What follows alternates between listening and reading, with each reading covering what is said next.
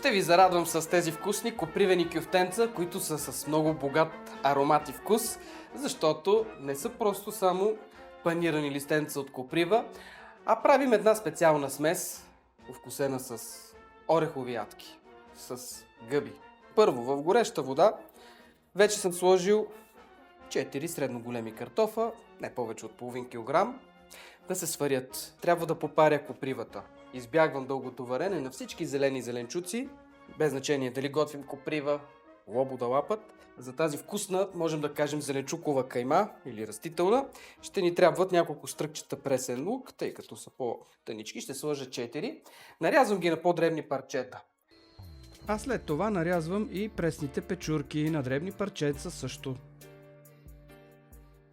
Време е да загрея масло и в тигана да сложа да се запържат гъбите и пресния лук, докато се зачервят на висока температура, като в началото не соля. Ето така изглеждат вече готовите гъби. Изчаквам ги да се зачервят, затова е важно на висока температура да ги запържим. И ако все пак започне отделянето на гъбен сок или бульон, поръсваме с малко брашно, поръсвам с малко слян пипер, малко сол и е време да отседя нашите картофи и коприва, за да премина и към тяхното наситняване. А картофите правя на пюре. В него слагам задушените гъби и наситнявам копривата. Важното е да имаме основа, която е богата на нишесте, в случая картофи. Другия вариант е ориз, добре сварен, дори можем да кажем разварен, така че да може да си помогнем в оформянето на кюфтетата от листните зеленчуци. И така, вече съм почти готов с сместа. Остава да подправя още веднъж с сол. Много вкусни стават, като прибавя и парченца сирене.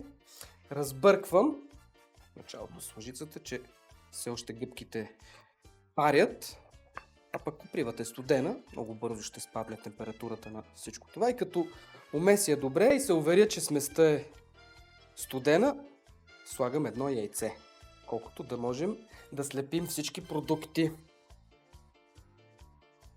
И пак казвам, ако случайно сместа е по-водна, понеже не сме отседили добре копривата, тогава може да прибавите една-две лъжички брашно. Тук мога да прибавя само няколко щипки сух девесил, понеже много го обичам, когато готвя коприва.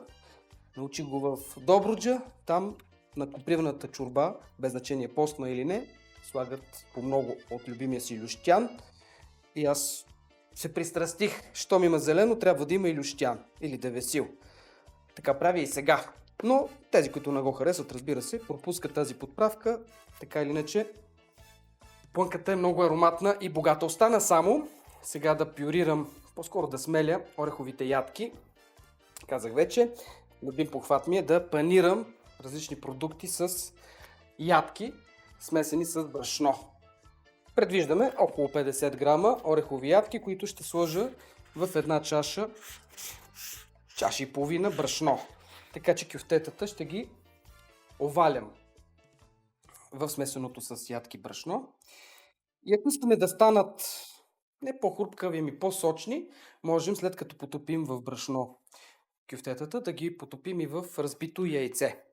Има вариант кюфтетата да не се пържат, а така както са умесени, без да се овалват в брашно, да се запекат във фурната, но тогава се напукват и нямат тази количка, която имат когато ги пържим. Така че 50 грама са ни орехите, без значение солени или сурови. Не ги меля на финно, искам да се усещат парченцата ядка. И тук в дървената съдинка ги прехвърлям. Хубаво размесвам. И с мокри ръце трябва да оформя кюфтета. И преди да ги оформя, в купа разбивам яйца и слагам малко прясно мляко. Можете да направите кюфтетата елипсовидни, плоски като шницели и след като вече те са готови, най-добре е с намаслени ръце да се оформят. Трябва да ги овалям първо в брашно. Много е важно сместа да бъде ледено студена преди да се изпържи, защото кюфтетата може да се разпаднат. То е почти сигурно. Така че тази стъпка е много важна. Ледено студени кюфтета в горещо олио. След като овалям всяко кюфте в брашно с орехи, потапям в яйчената смес. Пържа по 2-3 минути от всяка страна. След като ги поставяме в чиния с салфетка, не ги държим дълго, а само колкото да се поеме мазнината и веднага ги прехвърляме в друг съд. Иначе салфетката прави така, че кюфтето се изпотява, навлажнява се и ако имаме някакво хрупкаво изделие, то вече не е хрупкаво, ако престои дълго време върху салфетката. И сега нека да представя и съставките. 4 средно големи картофа, няколко големи печурки, около 100-150 грама, 3-4 шепи коприва, 3-4 стръка пресен лук, 1 яйце, 3 лъжици олио, 25 грама масло, брашно по желание, ако трябва да уплътним сместа, сол, черен пипер и сушен девесил.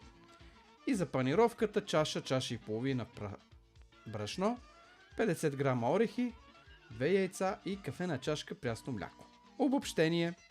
В гореща вода слагам картофите и ги варя обелени. В самия край се слага за кратко копривата, само за 1 минута. Режа на дребно пресен лук и обелвам печурките, като ги нарязвам. Наливам олио, в тиган слагам масло и като се загреят за 2-3 минути пържа на висока степен гъбите и лука. Поръсвам с черен пипер и посолявам. Смачкам картофите заедно с копривата, която е наситнена, и смесвам с задушените зеленчуци. Още веднъж посолявам, разбърквам и едва когато сместа изстине, се слага яйце. Подправям с девесил. Ако случайно сместа е по-водниста, се слага малко брашно. Сега се прави панировка, като меля орехови ядки и прехвърлям при брашното. Разбърквам добре. В купа разбивам яйца заедно с прясно мляко, за да продължа с панирането. Следователно, оформям с намаслени ръце кюфтета, които поставям първо брашно, а след това при яйцата. Пържа в гореща мазнина от двете страни, отсеждам за кратко върху салфетка. Добър апетит!